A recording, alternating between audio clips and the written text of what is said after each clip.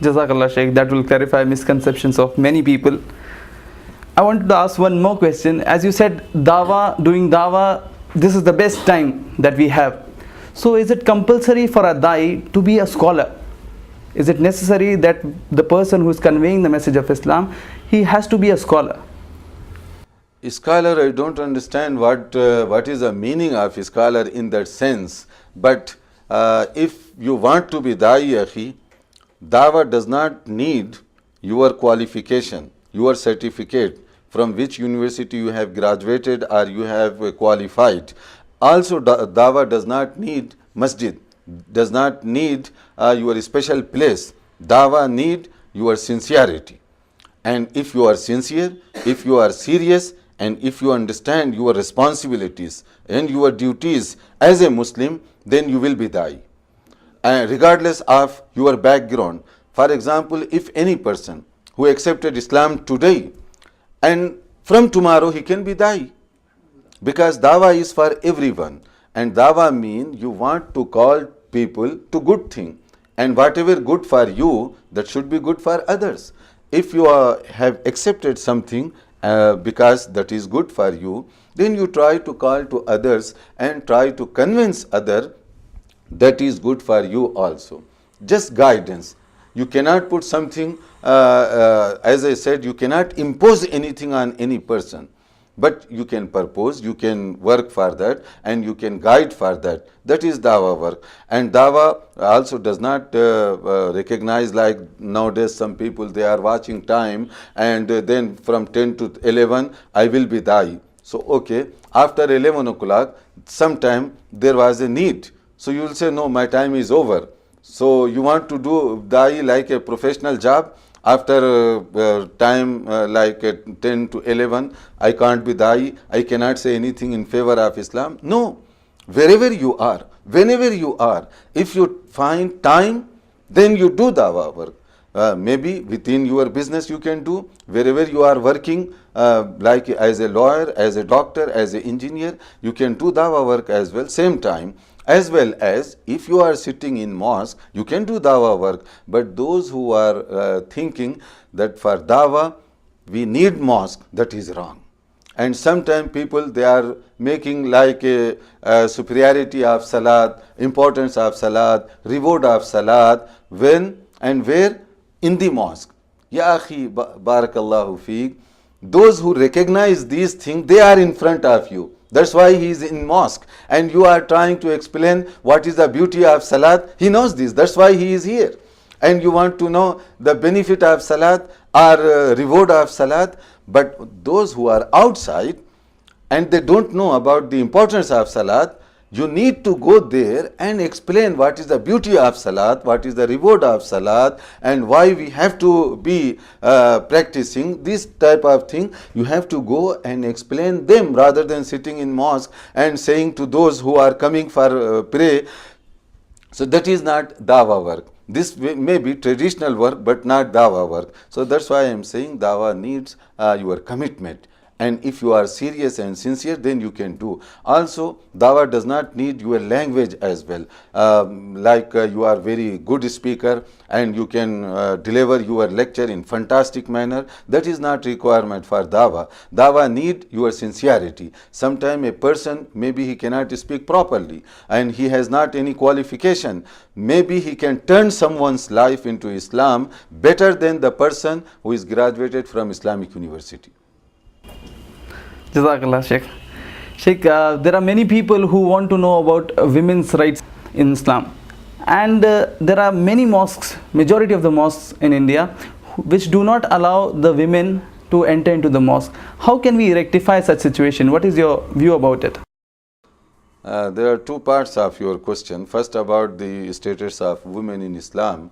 According to Quran, ya akhi, as I said, this is we are the creation by Allah subhanahu wa ta'ala, and creator Allah subhanahu wa ta'ala, and he cannot make anything which is not suitable for men or for women. According to Quran, just one verse, Hunna libasul lakum wa antum libasul lahun, a part of the verse of Quran. that Allah subhanahu wa ta'ala says in this that you are like a garment for each other, There is no exploitation by male or female. There is no domination, because Allah subhanahu wa ta'ala says you all like a garment for each other. So with this we can understand the importance of women as well in Islam. And second thing about mosque, and can women go to the mosque or not? See, according to the saying of Prophet sallallahu alaihi wasallam, there is very clear things. Prophet sallallahu alaihi wasallam says, "La tamna'u ima Allahi masajid Allah." Authentic hadith, that you don't stop women coming from mosque.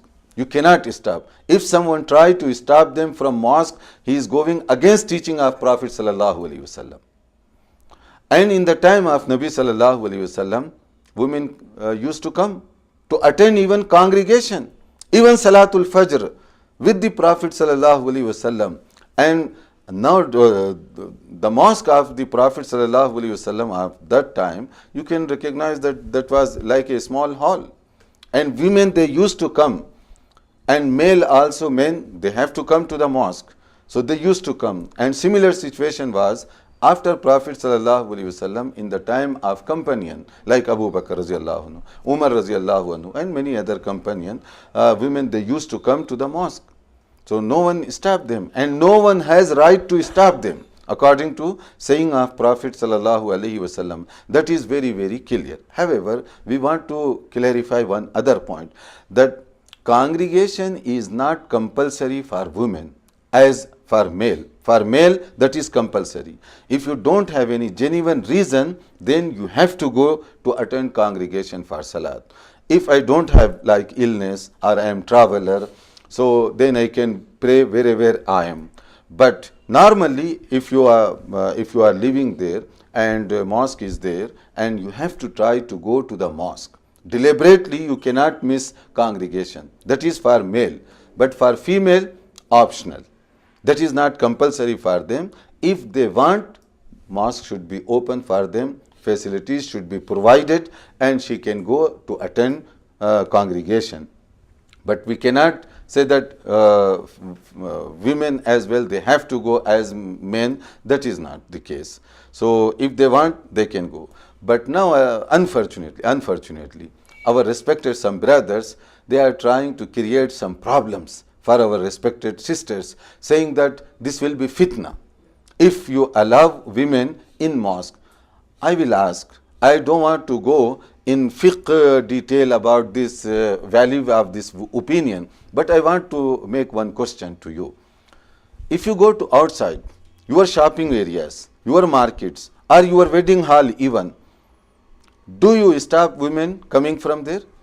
No. Hundreds, thousands of women, they are going for shopping. In Muslim area as well, they are going for shopping.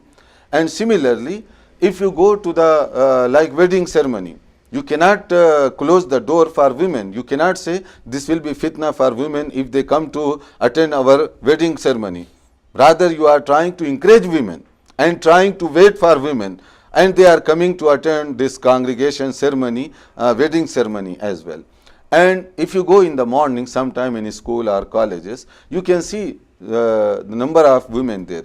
So my question will be, if these all places exempt from fitna, you are not saying that there will be fitna in market, there will be fitna in wedding hall or in school, there will be no fitna, but only if she wants to attend to congregation, if she wants to go to the mosque, you are saying that that will be fitna? Is this not a joke with deen of Allah subhanahu wa ta'ala? And another problem, akhi, if you exempt or if you close the door for women, how you are going to give dawah to them nowadays, especially? Because like nowadays, shortage of knowledge, shortage of scholars, they don't have any facilities, and you want to close door for them, and even Jummah's sermon, Friday's sermon, they cannot listen. How they are going to understand about Islam, how they are going to improve their knowledge of Islam, how they are going to learn about deen.